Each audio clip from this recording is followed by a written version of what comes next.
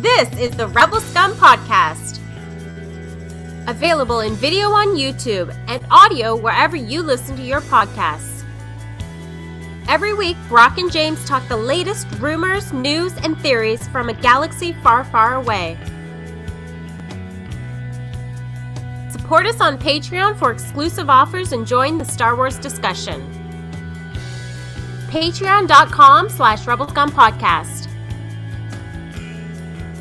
Here are your hosts, Brock and James. You're always scum. Rebel scum. Boom. We're live. Shaka. Oh, There he is. Hello and welcome to the Rebel Scum Podcast. I am Brock. This is my co-host at Pezafina. James. 2:30. It's actually 1:20. It's episode 230 230. of the Rebel Scum Podcast. We bring you the Star Wars things that we like to talk about because we like Star Wars. James, how are you today? I'm okay. Just looking up to see if anything Star Wars is dropping.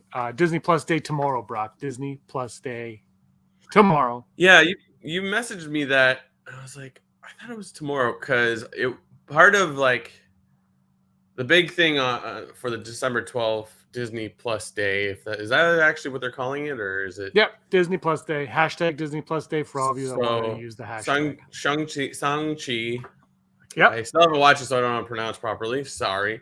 Comes out. Jungle Cruise comes out. The new Home Alone in the woods. Home Sweet Home Alone. Home on the Range Alone. It comes out as well, which is very exciting. Hi, Heidi. How are you? Executive producer Heidi, blowing up the chat. Stan Solo, as always. We're glad you're here. So those I like three that I'm things. distracting you. That's what I'm. My favorite These are thing the- trying this out, and my favorite thing is I'm three- distracting you so well. The three. Those are, like, in my opinion, the three big things that are coming out tomorrow. But what we're excited about is there's a Star Wars preview presentation, PowerPoint. I don't know what they call Probably it. a PowerPoint. My guess is it's on slide, like paper slides. Oh, perfect. That's There's also my a guess. Marvel one, but that's very exciting because there's a lot of question marks going on of what is going to be. Obviously, there might be mention of Book of Boba Fett, but we've already gotten a trailer. I don't think we need any more. I think that trailer sold enough, but any info is good. And we're hoping to hear about Andor, about Obi-Wan, maybe The Mandalorian. I don't know. Or just anything in general. Yeah, I'm excited. What are you excited for, James, for Disney Plus Day? I'm all of the above, like you said. Like in terms of Star Wars, what I'm excited for Star Wars is clearly we're gonna probably get a little bit more Book of Boba Fett. The Andor stuff is we heard fourth quarter now that it's gonna be released. So I'm like, whoa, let's see what this Andor show is because we know nothing. It's like a spy espionage thriller show. We don't really know much about it, so I'm excited for that. I said this to Andrew earlier in the week. I'm kind of hoping we get not like any footage or anything, but like a behind the scenes interview where Hayden Christensen talks about coming back to Star Wars and maybe a more official announcement of his return in the Ahsoka show as well. Yeah. And I'm kind of like that. Maybe something a little bit about the Ahsoka show too. Not obviously they haven't shot anything, so not that, but something to those lines is what I am highly anticipating. Have we talked about that yet? Hayden Christensen is officially part of the cast for the Ahsoka show. I don't feel like we did at all. Did we talk about it on the show? I know we haven't. I think we have. Anyway, he's back. Do you want to talk about it now? I'm good to talk about it. Sure. Like it's exciting because like what exactly will he be? Will like it's Hayden Christensen, so you're gonna see his face at some point. I've heard talk that like we could see Force Ghost Anakin, which would not be terrible because he was dropped into Return of the Jedi with the re-edit, final copy from George Lucas. Final. I think that would be fun because it kind of gives a little bit more importance to the re-edit of the end of Return of the Jedi. I know a lot of people are gonna be like, "Oh, it's sacrilege," but like, I'm all for it. Or do you think it's gonna be mostly him in flashbacks of Clone Wars, or perhaps Darth Vader? Yeah, I'm thinking the Ahsoka show will be mostly flashbacks. I'd be in on that. Like, just Yeah, but also now you say it, I think more about him being a Force ghost. Mm-hmm. And, yeah, I didn't think it. I went immediately to Vader, and then I thought about it a while. I was like, oh, maybe flashbacks of Clone Wars stuff, which would be sick, especially if they went cartoon specific apparel, and maybe there's a younger version of Ahsoka where it's voiced by Ashley Eccleston, which would be sick, and then also like clones that are specific to the show. Like we see Fives, we see Echo, that'd be awesome. And you've got the actor to play them all. Exactly. Heidi's saying she hopes that Ahsoka meets Luke Skywalker, but upon seeing him thinks he's Anakin. Now I like that. Like, oh, yeah, that's interesting. I'm down with that. I mean, I think I've said I'm done with Luke. No, I said I'm done with Yoda. I don't know. I'm done with them all. But you bring Luke back in The Mandalorian, you open the door to something like this. So, yeah, do it. I mean, Luke exists in the world and the Ahsoka world too. We've seen this connection now with Baby Yoda. Grogu connects the two of them.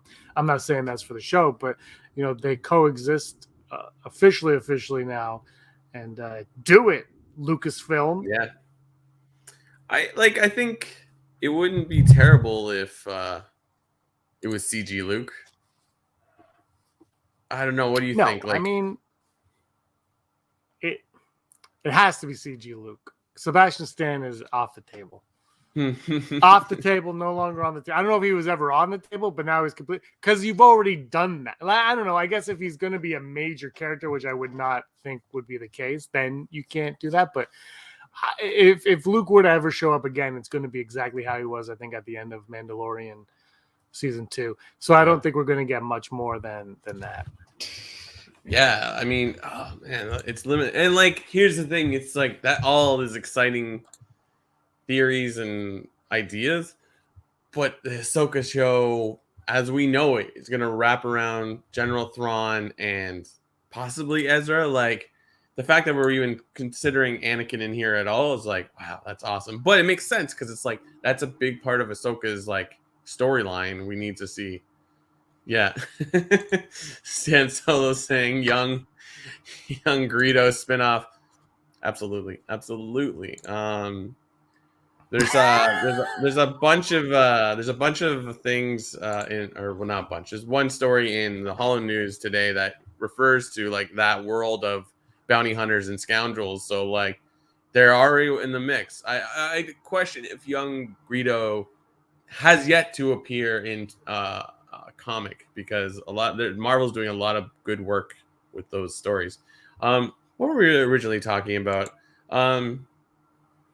Heidi says theory that Ahsoka and Mara Jade will eventually merge into one character.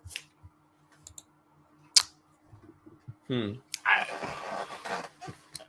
haven't heard that theory. That's the first time I heard that theory. It's not an awful theory, but my argument. Well, I mean, Mara Jade starts off one way, so I mean, already right there, it's a different. Mm-hmm. I don't know. You already have two of those characters. Why would you merge them? Like Ahsoka is already kind of established as Ahsoka, and Mara Jade, she doesn't exist in canon, but she exists. So I maybe in part that could be the case, but I don't know. I think there's always going to be room for Heidi wants to clarify that it's not her theory. That's true. I think there's always going to be room for Mara Jade out there, and I don't think turning her into Ahsoka or turning Ahsoka into her is the answer.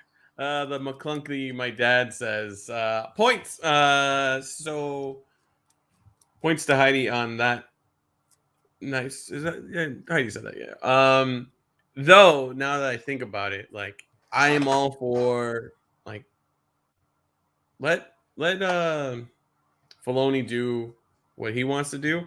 But if we're gonna do Ahsoka with Thrawn in it, and him and Ezra went with the space whales into like hyperspace, whatever, we could encounter a multi-dimensional thing where they come back and it turns out they went to a different dimension of the Star Wars galaxy, where it's the expanded universe, and that's how you pull those characters out. They bring Mara Jade back with them. So it's like all the expanded universe stuff exists, but now apparently it's separate of what we had. I mean, with the way things Marvel are doing, it's like it seems to be working. Let's keep doing it till everyone hates this. That wouldn't be terrible. And if you can spin it in a way that like people then want to reread the expanded universe stuff, that might be genius. I don't know. Does Disney make money if they sell new copies of the old stuff, or is it all under like? Oh, I'm sure they own everything. It's Disney. Right. They probably don't even know that they own it, and they own it. You know how they have. I don't know. The multiverse is cool for like Spider-Man. Yeah. And DC movies, but Star Wars is like, let's keep it linear. For me, I know the world between worlds opened up a lot of possibilities, and a lot of people love it and they want to talk about it. But I saw that episode and I was over it. Like, it was fun, but I was kind of like, let's not dwell on this too much. I'm for stuff like the world between worlds if it's a vehicle to get us to something, or it expands on why things, like it gives you a reason, right? Like the world between worlds, I feel like if Palpatine got a hold of that, like that is kind of like you could use that to explain why he becomes who he does, or how he's able to like, oh yeah, that'll work. Like somehow he's able to tell his young self or whatever, or it turns out like a Palpatine has been going through the world between worlds and changing things. So that's why it's so successful, because it's like, it's all coincidence. I don't know. I don't think, do we need that answered? And do we need to continue to talk about Palpatine? I don't think so. But on the same note, I was reading when I was cutting and pasting for Holo News that the Secrets of the Sith are going to, I don't know if this is an old story. I know there's a lot of explanation of like, I think I reported that like Snoke will get explained, but apparently it's also going to go into like explaining the Sith troopers, and it's like how they were brainwashed and how they were on Exegol and all that jazz. So that's pretty wild that even now it's like we're still getting explanations on it. It's only a book, but like, you know what I mean? So that, I brought this up before, that my problem with explaining that stuff in books, it's just, I hate to say it, but it feels lesser in a, like, because, we're going to explain. It's like they did like the Rise of Kylo Ren comic, and then they did the Lego thing. It's like, wouldn't you rather have that in a show and have like, see it that way? And I love books and stuff, don't get me wrong, but just when you use a book to explain something like that, it just feels misplaced to me. I mean, it's fine, it just feels misplaced that you're like, we're going to explain it in this novel. Well, no one's going to read that novel. Like, a couple thousand Star Wars fans are going to read it. It's going to be great, but it's not going to be mainstream. It's not, it's like, how do I say? It's like they created their own puzzle piece. It's like you had a puzzle, you're missing a piece, then you got to grab the piece of Bristol board and you cut out a piece and just put it in there. That's what it feels like when they start explaining these things in books. There are other opportunities to explain. Heidi has one more thing to say about Mara Jade, and that's that George Lucas, she heard that George Lucas hated Mara Jade. I think I heard that as well. Did you, before we move on from Mara Jade, sorry, did you like Mara Jade, Brock? Are you an MJ fan? Yeah, I thought she was interesting. I didn't go deep into all the stories. I know I read Heir to the Empire a few times, and like I think I was more like once I understood who the character was, I was more into just reading about where the stories were going than actually reading the stories. So it's like it Yeah. really does go down quite a rabbit hole. But it's like I don't know. Yeah, I was very indifferent towards a Mm, lot of things, a lot of characters that are brought up in all of that. And yes, Heidi's sister's correct. You shouldn't have to read a book to understand a movie. yeah, But I think Marvel. I think they do a great job now with like the in the End Game when Loki steals the Rubik's cube and vanishes. I haven't seen the Loki show, but that's what it's about, right? Like after that, it's like they did a good job of taking these moments and then saying, mm, okay, well now we'll flesh it out there. And we were talking about that moment in Rise of Skywalker with Lando and yeah, Jaina, how they mentioned why is it even mentioned? Why is it mentioned? There's little things. It's like you can give us so much, and it's cool that we're getting Obi-Wan, we're getting Andor. I'm not arguing those at all, but you raise questions and the Mandalorian leading into Snoke, which is leading into Palpatine, which is leading into possibly Rey, which leads into all of that. That is exciting stuff, and that's really what they should be providing on the streaming service a little bit more. Is it should be the glue, and it shouldn't be a book or a comic. It should be the TV shows that we're spending these big bucks on, yeah. and that's how it should be with the actors that have portrayed those roles. Those are the voices of those characters, like it or not, I think, and that's who we should be getting from in that form. Books are great. There's some books that I love that I'm glad are not movies because they work better as books. But when you're explaining, when you're continuing a movie, continue it in the same type of medium. Don't change it up on me. Yeah, we're going back to what you were saying about like Knights of Ren. It's like, well, why would you put that in a book or a comic or kids things like Star Wars Visions? There's nothing wrong with it. It doesn't need to change, but like that type of show is perfect. You could just make a Star Wars show that's an hour long episodes, and it's like anthologies. It's like a Black Mirror where it's a one and done, like it. Or if you want to use a current comparison, What If? And just have like 1 hour stories that are so you can explain the lore of that. That'd be awesome. Speaking of Star Wars Visions, I think 3 or 4 of the episodes have been nominated for best animation in the Academy Awards. I think you sent me something like that. I saw something. Was it the Oscar? Yeah, I saw something was nominated first. Yeah. One of the Visions at least was nominated. I saw that's really cool.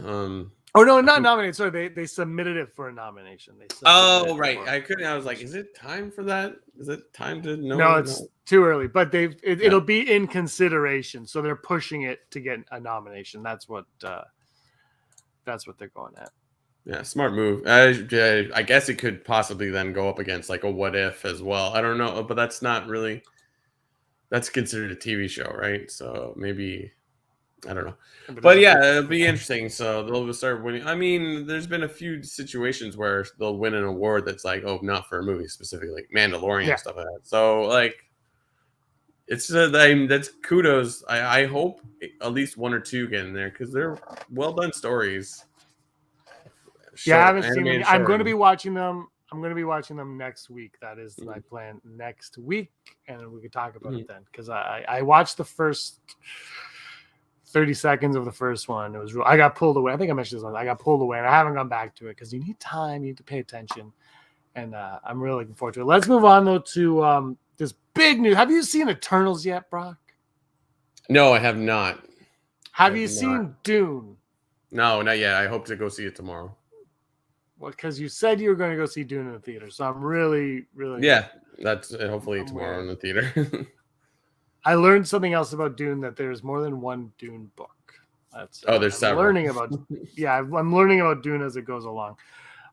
Anyway, so you haven't so I haven't seen Eternals either. I know a bunch of people who have seen it. Mm-hmm. Have you spoken? Like, do you know anybody who's seen it? Because I'm finding it to be very. It's kind of like it's kind of like The Last Jedi, but people don't hate it as much. Like the Yeah. people who don't like it aren't like obsessive over not liking it. It's kind of like that. Like I feel like it's very mixed down the middle, and I've heard a lot of people speaking of it. But I guess Kevin Feige is happy with it because the rumor mill is Yeah. churning. Have you heard? Yeah. So apparently, is it Chloe Zhao? Is that how you say her name? Is that the right name? Yes. Did I miss Yeah. it? Okay. Apparently, that's who he wants to direct his Star Wars movie, which I need to say a few things. One, I don't believe it's happening. Two, I don't understand what Kevin Feige's Star Wars movie. I don't even know what that means. You know what I mean? Like, is it like he had an idea and he pitched an idea, so now he'll be a producer? Or I still don't understand what that means at all. But anyway, this is what's going on. Are you happy if this turns out? I honestly don't care. It's like it's a matter of like I want Star Wars content, so you make it, I make it, my dog Gatsby makes it. I don't care, just make it. I mean, James, I think you're just being a little facetious. It's gonna happen and it's gonna come out at the exact same time as the Rogue Squadron's gonna come out. It's totally gonna happen. What's that woman's name? Patty Jenkins. Patty Jenkins is gonna come out. It's totally. Oh wait, it's not happening. I was like, when I saw that, I'm like, wow, James was right. So I mean, you can say as much as you want until we see a trailer. I don't believe it. So great. But we like look at the announcement. What was it last year? Was it D23 when they made all those, or was it just a stockholder meeting? Yeah, it was a stockholder. Yeah, when they were announced, or just like they showed logos for all the things that are coming up, and in between then and now, we aren't the Patty Jenkins Rogue Squadron is on hold, and Rangers of the New Republic is now erased. Like it's great to see things and like, ooh, you did fantastic on this design for a logo, but like until we see a trailer, until we see a release date, we can't expect it to happen. I mean, it would be great, 100%. But like but they gotta get the content out there. Like it's if you need time to make this good project, then let's like take the time. But like I said earlier this week with Fantasia, the one thing that we're getting that they announced 100% other than Visions is something that they didn't announce, and that's Book of Boba Fett. They announced all that stuff, and the one that we're getting is Book of Boba Fett. It's like, okay, great. I'm with you. Like the Lando show, my faith in that show is like, I don't even know. What to yeah, the like, Lando. I'm just like, is that even like? Have you heard? No one has heard anything about this show in a year. Like it's been like, we're doing a Lando show. Oh yeah, and then it's no one even like. I think it was someone was like right before Kathleen Kennedy went on that stage, like, just say we're doing Lando. So we're doing Lando. And I was like, they had no other. That's how I feel. And the Patty Jenkins thing was great, but all it was a video of her putting on a helmet on like roller skates or something. And it was like, okay, great, but where's there's no meat to anything. If she was like, guess what movie we're making? Here's the script, and my lead actor is X. And I would have been like, okay, well, we're getting that, I guess. I remember, but this is how it's kind of been run since George Lucas stopped making them. Because when Disney first bought it, it was like, oh, they're going to do 7, 8, and 9. It was all exciting, right? Like 7, 8, 9. Disney has crushed it with Marvel. That was my feeling on it. And they're like, we're going to do 7, 8, and 9. You're like, awesome. And they've hired Michael Arndt to write the script for Episode 7. And my first thought was, well, who's directing it? Because you've hired someone to write a script for a director that's going to come in and say that they don't like the script. And what happened? Exactly that. They got J.J. Abrams, who came in. He's like, "This is the script," and now they had to write it from scratch. This is the Force Awakens behind. I haven't seen this in a while, but and they wrote the script in like a month. He got Lawrence Kasdan, and they wrote the script in like a week and a half or whatever it was, really quickly, and they had to turn around. That just seems to be like the MO of it is like the cart before the horse, and the one that wasn't the cart before the horse was the Mandalorian, and that's the one that seems to have I don't know how to. I'm trying to word this, but if you look at the things that are following the Mandalorian, they all seem to be the same, where they're like putting the thought and the care before they get into it. Whereas Yeah. it seems a lot of like the theatrical stuff is more like no, Lando's coming. You know, it's like like where's this droid, the Droid Depot show or whatever, where they're all Oh yeah. but like I don't even know what that is. I don't even know. So that's I understand Solo bringing up my favorite is the Rian Johnson trilogy. 4 years ago, a couple like right around now, they announced the Rian Johnson trilogy, which we're all eagerly anticipate. I mean, he's doing it was actually the Lives Out trilogy. He lied to everybody. Yeah. So, you know, but Well, like you make a point, Star Wars is like sitting too much on like taking it easy. Like I don't think anything has not been like a financial success for them in a sense. Like I don't know really how you monetize what's on Disney Plus, but like the Star Wars movie still made billions of dollars. Not as one or two wasn't as high, but like they made billions of dollars. So it's like Solo was a disappointment, and I think Rise of Skywalker they were hoping for. I think they were hoping to hit that $2 billion mark again. And I think that's why they brought J.J. Abrams back. This is like talking about the whole Disney Plus issue with Black Widow, and it's just like people who are worrying about billions or millions or whatever, and it's just like I understand like it costs so much to make something, but it's like at the end of the day, it's like it's so immaterially like you're still making billions of dollars. Absolutely. I mean, Solo's the only one where they probably lost. They might have lost money on Solo. Who knows what happened? I mean, that thing was a disaster.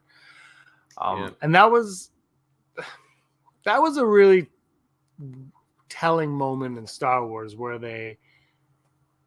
I don't know. It almost like they should have just had, maybe they didn't want to off the bat, but they should have had Kasdan just direct that right off the bat, maybe. Mm-hmm. Because they got Lord & Miller, and Lord & Miller, they don't really have a directing style visually, but I think, you know, when you look at the jump streets and what you got, you know, they have an MO for sure. Maybe not a style, but an MO, and you know what you're getting. And I guess it didn't work. I don't know. We'll never see that stuff. Never know. Because if it was working and it looked better than what we got, then they'll never, you know, that's even worse than. So we'll never know. But I mean, you know, they took a chance there and they didn't hit. And I think even now though, like with the Eternals getting this really weird mixed reviews from the Eternals, like critics was 50-something%, which is still half the people, like it's still half your audience still like a movie. That's pretty good.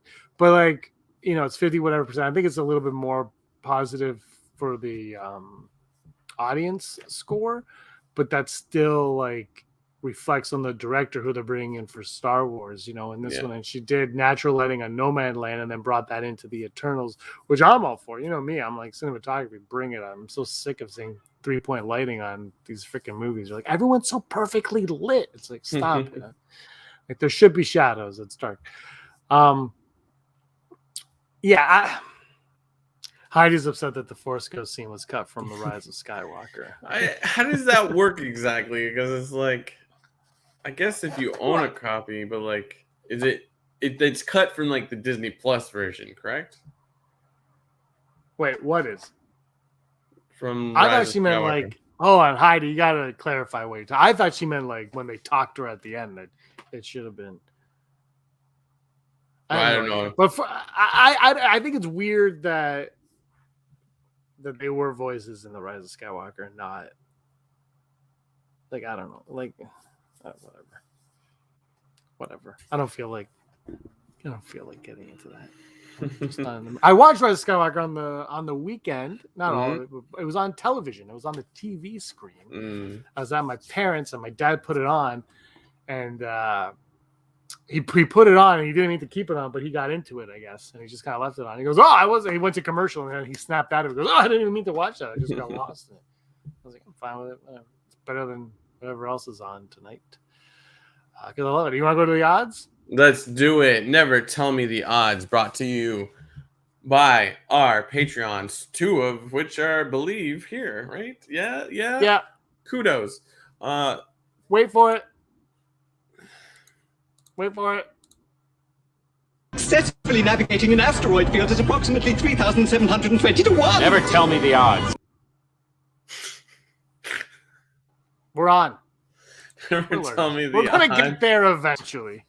Never tell me the odds. Brought to you by Patreon. Rebel Scum, patreon.com/Rebel Scum podcast.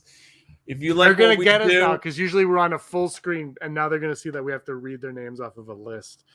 oh yeah. We've been had. Why do you derail everything I'm doing? Brought to you by our wonderful Patreons. If you like what we do and would like to support us, head on down to patreon.com/Rebel Scum podcast and give us your support. We greatly appreciate it, just as much as we appreciate the following people: Heidi Feder, executive producer; Barry Brophy; Dennis Allen; Randy Kenobi; Mary Kristen Aton; Jeff Wilson; Phil Stanforth; Scott D; Josh Price; Matt W.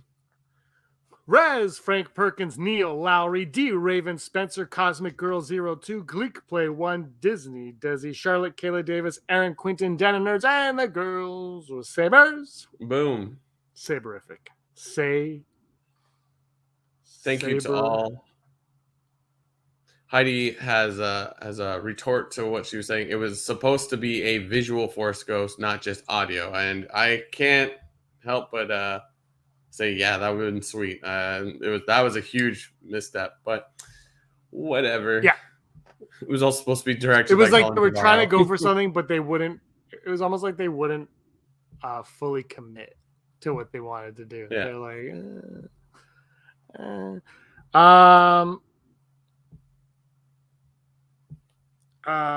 never tell me that. The first Old Republic movie will be the next Star Wars film we get. There's a lot of rumors going around that this is a thing, and I know a lot of people don't believe the rumors and they joke because there is a rumor about this, I think, every other day. But anyway, the rumor is that there's a rumor that there is a Star Wars movie being shot in secret right now, which is crazy to think. But they did that Boba Fett thing in secret, so you never know.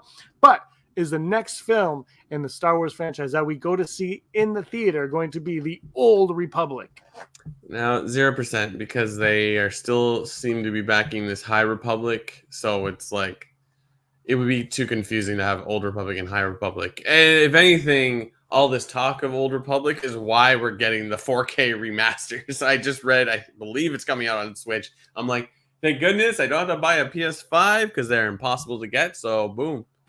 I'm excited, but no, yeah, it doesn't make sense.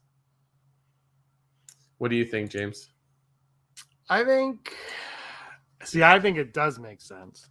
I think there's a few. So yeah, the High Republic could be confusing, but I also think you're looking at two very different audiences. One is diehard Star Wars fans who are reading the High Republic, and casual fans who are not reading the High Republic and don't know anything about the High Republic. And so when you say Old Republic, I don't think they're going to get confused because they're not even going to consider the other one. I think the one good thing about the Old Republic being a movie right now is I'm trying to figure out what is a big enough event to bring us back to the theater to watch Star Wars after The Mandalorian, after Obi-Wan Kenobi, after Andor, after Ahsoka, after Book of Boba Fett. What is going to separate the films from these shows? It's got to be something big that's going to pull us in.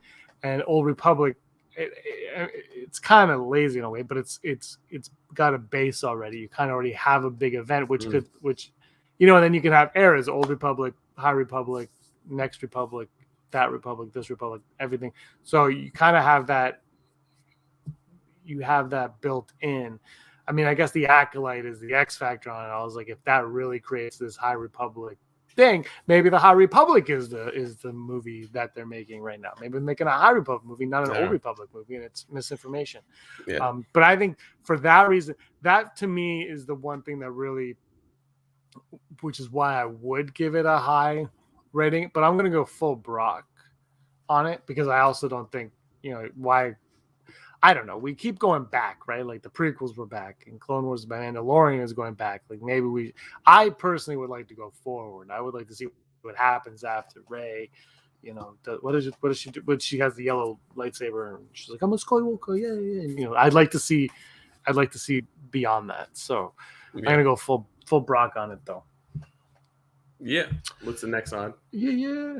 This is from executive producer Heidi. Heidi says, "Will Tamora Morrison play Rex in?" Well, I can't write in live action. Will Tamora Morrison play Rex in live action? Will we see a live action Rex? Yeah, I think so. One of the things I was saying about with Ahsoka. I think it's maybe like a 40%, but like it'd be kind of silly not to, since like you have him. Like just like, hey, come on down, record your voice, and we'll CG either act it out himself or he'd just CG a young face of him on Clone Wars. Like so 40% for me. I'm gonna go 70%. Put him in there as Rex, and that's all I have to say about that. Nice. Like Rex has been like the bread and butter of the animated Star Wars now for so many years. It'd be fun for us. Maybe not fun for anybody else, but it'd be fun for us. So 70%. Final Commander Cody will have an important role in the Obi-Wan Kenobi show. Will Commander Cody have an important role in the show? Speaking of Tamora Morrison, is he back? Oh wait, Stan Solo coming in hot. 0%. Episode 10 will be the next cinema release. Wow. Well, I thought they were doing away with the episode numbers. Haha. This is what he says, so he's a patron, so he can say what he wants. I think it doesn't even matter if they call it episode 10 or not. People are just gonna call it the 10th movie, which really doesn't make sense, but because they're like, if you're actually numbering all the movies, we're way past 10. So, but yeah, I don't know. But going to the Commander Cody thing, I hope so. Like, that'd be awesome. We've talked about it before. We haven't seen Commander Cody anywhere. So I'm going to go 65% because I think it might be we see him, but he's not an important role. I don't know. I wish I could go 100, but like there's no information to push us in that direction. So yeah, this is a tough one. I go full Brock again. I'm going cheesy on the full Brocks because honestly, it's I want it. I want to see it happen. Doesn't need to happen. Like, I don't know. Like, sure, he seems to know Cody, but I don't know if his relationship is as deep as we all like to pretend it is. He might have just been a general with his commander, right? Like, there might have been nothing really there. That might have been their first outing together. I don't even know. So I'm gonna go full Brock on it because I have no answers to anything anymore. That's how I roll. Boom. All right, news. Let's do it. Holla news. Da da da da da. Holla news. Da da da da da. Holla da da da da da da da. Hollow news. Hello news. Hello news. Hollow News, the news you need to know right now. Today in Hollow News, the Star Wars Hotel is officially sold out for 4 months. Revealed during today or this week or whenever you're watching this, or last in the past, Disney's FY 2021 earnings call for shareholders. CEO Bob Chapek confirms that Walt Disney World Star Wars Galactic Star Cruiser has been virtually fully booked for its first 4 months of operation. The hotel is set to open in the spring of next year and only has roughly 100 rooms available at this current time. Still, considering you can only stay for 2 days as part of this curated experience that asks you to balance being in a hotel with trying to be a Star Wars character swept up in the franchise's grand galactic conflict. And that's a lot of bookings already. A lot of expensive bookings, as said, 2-night stay costs anywhere between $4,800 and $6,000 for guests to get on board.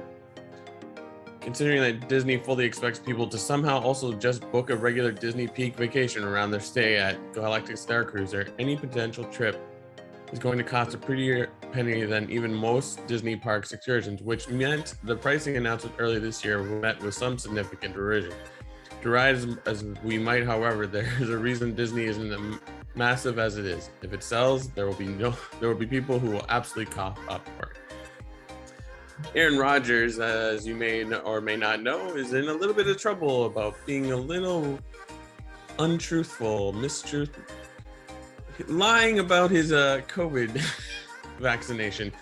Rodgers was on the Pat McAfee show and saying he took full responsibility in his half-baked apology to anybody who felt misled by his comments on last week about not being vaccinated and then catching COVID. During Tuesday's show, the Packers star wore a Star Wars hoodie from episode 9, The Rise of Skywalker. Mark Hamill, as always, took to Twitter, was not pleased with Rodgers' choice of wardrobe during his last that TV appearance. He tweeted, of all the sweatshirts that he could have worn when he had to take full responsibility in that one, Uncle Mark is not happy. And if you are keeping up with the War of the Bounty Hunters series in Marvel Comics, there was mention of Kira. Charles Soule, who wrote this miniseries, saw the return of powerful criminal organization Crimson Dawn, now headed by Han Solo's former lover Kira. The organization is now more powerful than ever, and they have no love for the Empire.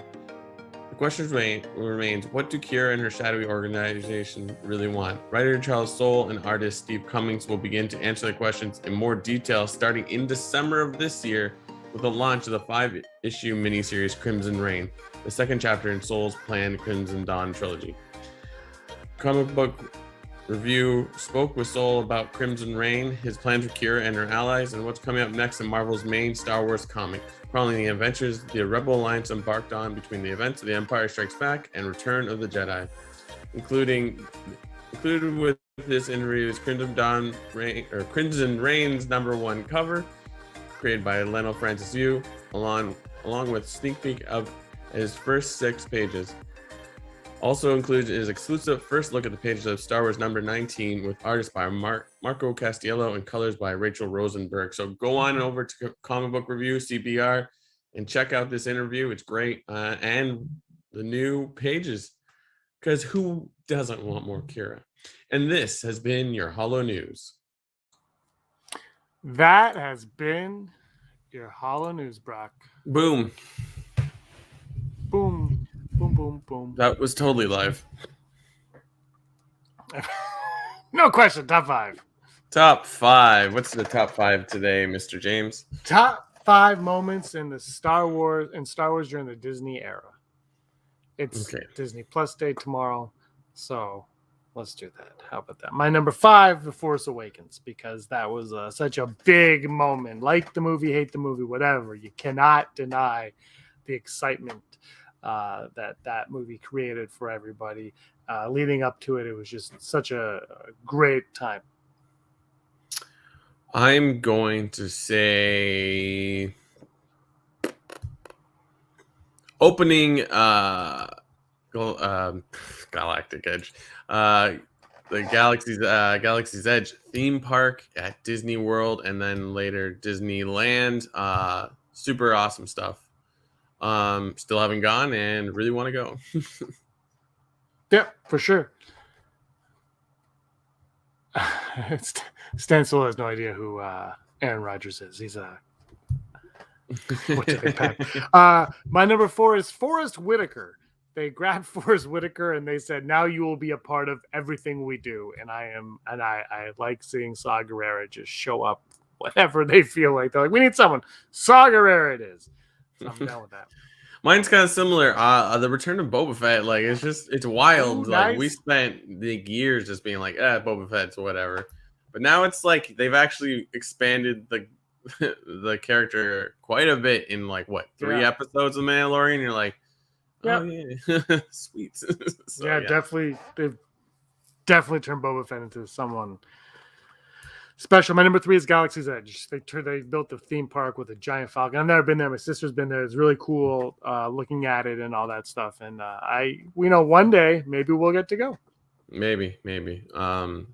My number 3, kind of an outlier, but Star Wars Visions. I think like there's time's gonna tell on like how much people love that or like respect what it is. So yeah, I mean, if it does get nominated, I think that's going to get some attention to it. Huge.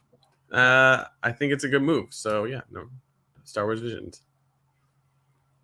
Awesome. My number 2 is The Mandalorian. The whole show, because it kind of, the thing with The Mandalorian though is it's even more than just The Mandalorian. Is the fact that it's creating this Disney Plus Star Wars universe of shows, and the volume that it created and all that stuff to go with it. It's just phenomenal. I'm gonna go with number 2, Disney Plus. I know it technically encapsulates a lot of things, but Mandalorian being like the maiden, the starting project or whatever, like is great. But like just in general, what they're like actually attempting to do, like the release of like those little shorts, like Star Wars biomes and Star Wars starships, and then Visions, of course, Mandalorian. Stuff we're seeing with Boba Fett, and there's probably a bunch of other things, and like there's the future looks bright, or it's like, well, I think we're gonna get more creative Star Wars things here than besides in film, or I don't know. Like, I definitely think what that the playground that is Disney Plus is going to affect everything Star Wars going forward. So, Absolutely. And my number 1, the child, Baby Yoda Grogu. That's my number 1 because the minute that thing hit the screen at the end of the first episode of Mandalorian, you're like, well, gold mine. Yeah. Then the second episode was like Scrooge McDuck. Like you could just see like Bob Iger and Kathleen Kennedy jumping into it. Like, oh, you did it. Yeah, my number 1's going to be Grogu as well. Like it's dumbfounding but like I think like Star Wars is always known how to make a character that doesn't talk or is you can't understand, like engaging somehow. Like Chewbacca, you never know what he's saying, but everyone else on the show or the movie understands what he's saying, and that's it. And like it's the same reason why Groot was so engaging, because it's just like, I get it. I understand. I'm a human. I can feel emotion. So it's like, like it's crazy. Like when you go to a Walmart, which I like to do, and peruse the men's graphic tees area, all the Star Wars stuff, like occasionally there's some like old retro stuff, but it just says Star Wars and then Grogu. It might say Mandalorian, but typically it'll just say Star Wars and Grogu, and it's him with the cup. And it's like, they're like, the meme of this picture, like, there he is. It's crazy. So kudos.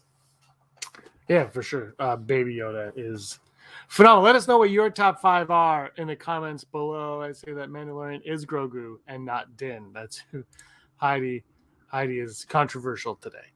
She's saying that the Mandalorian is Grogu and not Din. She might be right. Because the Mandalorian is not even Mandalorian. Neither is Grogu, I guess, unless Yoda's species are real Mandalorians. All right, let's wrap this show up. 230 of these shows, and we're still talking Star Wars. Somehow we still do it, Brock. We're here every week. And anything else you want to add to today's show? Oh, this was a great experience. I think this is the first like live show we've done that was like almost seamless. Like StreamYard, kudos. You have a great platform. I think we're going to subscribe to you and give us your money. I think that's happening. This was great, and it's great having the chat with them talking live with us and having a good time. So thank you everyone there, and thank you Brock. And I'm going to wrap it up now by saying a few things. I also like wine and cheese, but it's been a lot of fun. We'll be back next week. Tomorrow, Disney Plus Day, we got to see what the future holds there. Hopefully, a lot of cool Star Wars stuff. Maybe not even new Star Wars stuff, just cool Star Wars stuff in general. That'll be fun. But anyway, he's Brock. I'm James, and he was always Scum. Rebel Scum. Hi. Goodbye. Scumbags, thanks for watching. Don't forget to give us a thumbs up on our video. As always, please subscribe to our YouTube channel, Rebel Scum Podcast, for all the latest videos.